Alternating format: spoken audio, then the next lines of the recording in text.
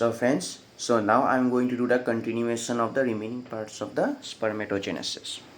So first of all, that as you have already understood that in the previous lecture, that is primary spermatocytes, so here that is undergoes meiosis 1 to form two secondary spermatocytes. Now and here now these two secondary spermatocytes will again undergo meiosis 2, but here that this is an equation meiosis, so therefore number of chromosomes that is in spermatids and in each secondary spermatocyte is same.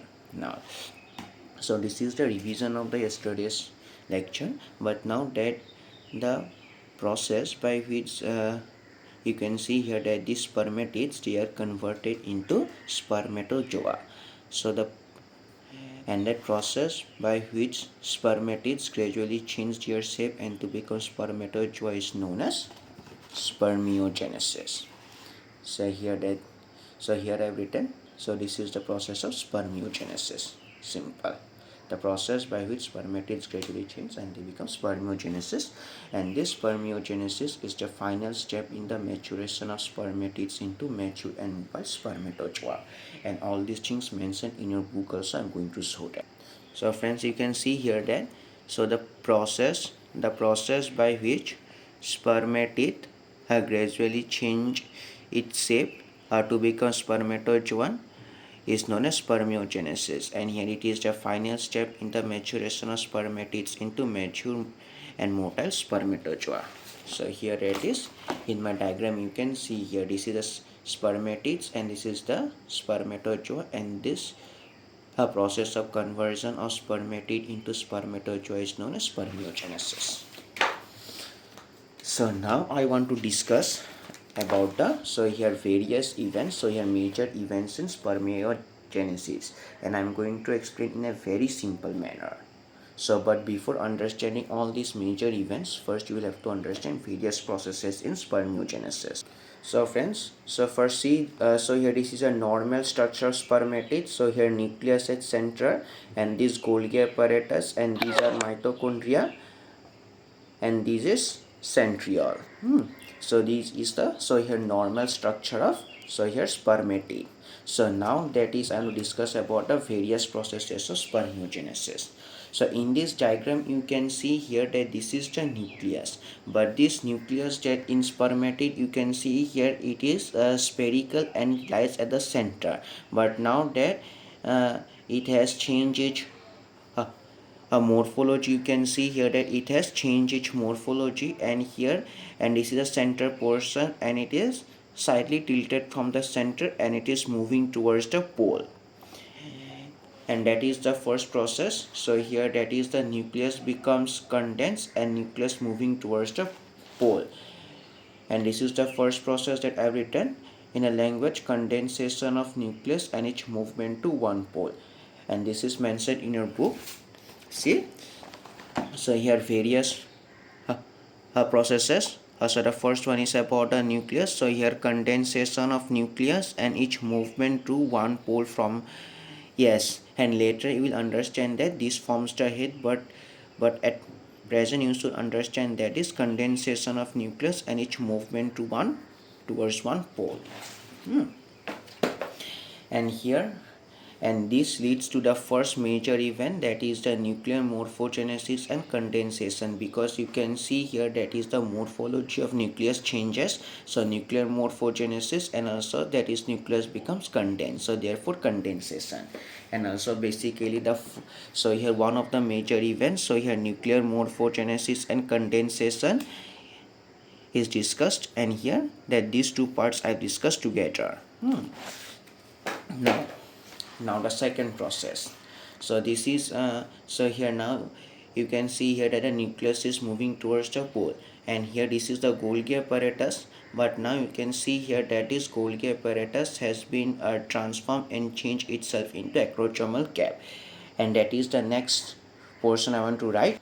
So here transformation of Golgi apparatus into acrosomal cap, and this acrosomal cap covers 2/3 of nucleus. Now I want to write the next major event, that is the formation. See, I've written, so here transformation of Golgi apparatus, So here, and this leads to the formation of acrosome. Now, so therefore that all the things written. So here Golgi apparatus, transformation of Golgi apparatus into acrosomal or acrosomic cap that covers 2/3 of the nucleus, and this leads to this process, basically formation of acrosome. So therefore that this event and this event I have discussed, and this event and this process I have discussed. So friends, you can see here that in the normal structure of spermatid, so here that there are two centrioles, that is a centrosome, but now you can see here that this, so here centriole, so here centriole divides into two parts. So here proximal centriole, that is a proximal centriole, and this is a distal centriole, and this proximal centriole, so here lies so here behind the nucleus, and it forms the neck, and also you can see here, and from this proximal centriole, that is axial filament, so here that is has started to grow, and this is the, and the green color portion is the distal centriole, and the remaining portion of the axial filament is this. So here that now this axial filament is divided into two parts, so between the proximal and distal centrioles, and the remaining part is behind the distal centriole. So now in this diagram you can see here that this distal centriole converted to annulus, and the pores, and these are the mitochondria you can see, and the portion of the axial filament between this proximal centriole and the annulus, so here is lined by mitochondria. All these things I am going to write. So see friends, I have written all those portions. So the first one is the, so here centriole divides into proximal and distal centrioles, and you can see here that is from the proximal centriole axial filament begins to grow, and this distal and this distal centriole, it is not proximal, this distal, and this distal centriole, and this distal centriole forms the annulus, and here, and these are the mitochondria, and this mitochondria, so here surround a part of axial filament between the proximal centriole and annulus. Mitochondria surround the part of axial filament between proximal centriole and annulus. Now here, and all these processes, so here lead to two major events. The first one is the, so here reorganization of organelles. So reorganization of organelles like for mitochondria and centriole, and also formation of tail, because as I have already discussed, a portion of axial filament, so here behind this annulus, so it leads to contribution of tail. So therefore formation of tail and reorganization of organelles.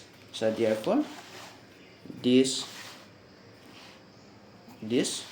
and this all are the major events discussed. And the next one is death. So here that this cytoplasm becomes head, and this cell membrane also becomes, so here that is permeable and becomes ready, that is specialization for the, that is becomes ready for the fertilization process, all those things.